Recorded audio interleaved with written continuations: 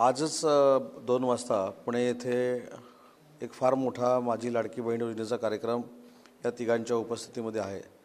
DBTवर अनेक महिला भगिनींना हे पैसे पोचलेले आहेत। रत्नागिरीमध्ये देखील 21 तारखेला माननीय एकनाथ शिंदे साहेब, देवेंद्रजी आणि अजितदादा येत आहेत। विमानतळाच्या टर्मिनल बिल्डिंगचं भूमिपूजन आहे, इंजिनिअरिंग कॉलेजचा लोकार्पण सोहळा आहे आणि माझी लाडकी बहीण योजनेतील सगळ्या बहिणींना हे तिन्ही नेते भेटायला येत आहेत।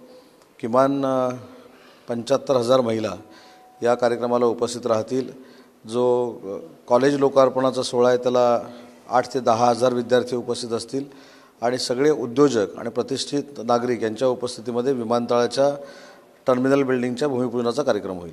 ज्या पद्धतीने रामगिरी महाराजांनी वादग्रस्त विधान केलेलं होतं त्याच्यानंतर विरोधक असा आरोप करतात की सरकारला कुठेतरी दंगली घडवायची। विरोधकांकडे बघण्याची आवश्यकता किंवा त्यांच्या बोलण्याकडे बघण्याची आवश्यकता आहे असं वाटत नाही। ज्या गोष्टी वाईट असतील त्याच्यावर नक्की पोलीस ठेवून लक्ष राहतील, पोलीस त्याच्यावर हस्तक्षेप करतील, परंतु एखाद्या प्रत्येक गोष्टीचं घडलेल्या गोष्टीचं राजकारण कोणी करू नये ही माझी विनंती आहे। तर वन नेशन वन इलेक्शन असा नारा दिलेला आहे मोदी सरकारनं।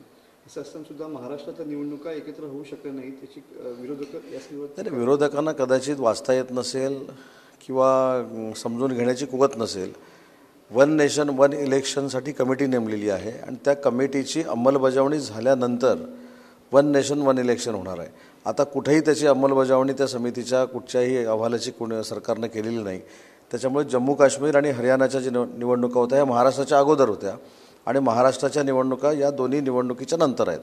जम्मू काश्मीरमधली निवडणूक तर पहिल्यांदा होते। त्याच्यामुळे या सगळ्या गोष्टीचं स्वागत करायचं सोडून टीका टिप्पणी करणं बंद झालं पाहिजे, कारण जम्मू काश्मीरची निवडणूक होणं हा भारताच्या दृष्टीनं ऐतिहासिक क्षण आहे।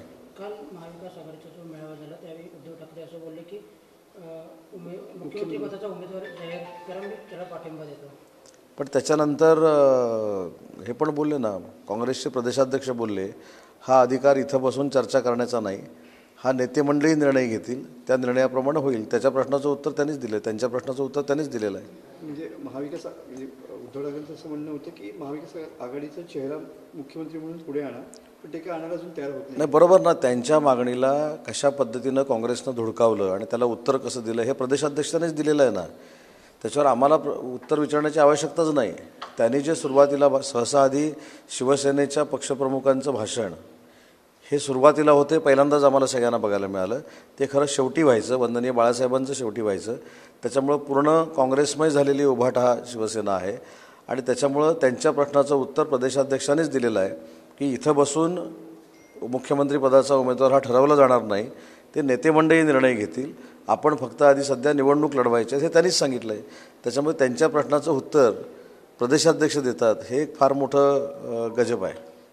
पुण्यातल्या कार्यक्रमात जर महिला आल्या नाहीत तर त्यांना तुमचे पैसे तुम्हाला मिळणार नाहीत किंवा तुमचा फॉर्म रद्द केला जाईल अशा प्रकारचे SMS आलेले आहेत आणि त्याचं स्टेटस कोणी केलं? सुप्रिया सुळेने ठेवले।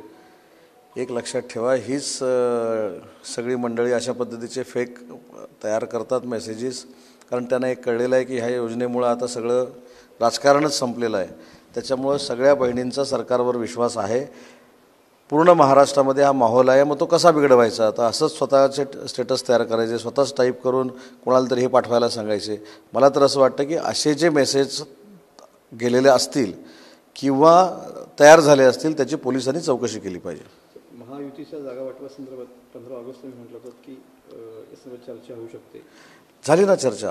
15 ऑगस्टच्या अगोदर चर्चा होईल असं मी सांगितलेलं होतं। त्याच्यापूर्वी 3 नेते बसलेले आहेत, चर्चा झालेली आहे। लवकरात लवकर आमचं जागा वाटप होईल आणि लवकरात लवकर सगळ्यात पहिल्यांदा आमच्या याद्या जाहीर होतील।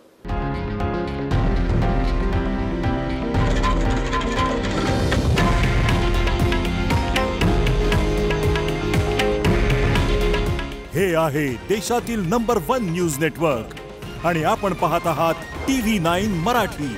काळजी तुमची, हित महाराष्ट्राचं।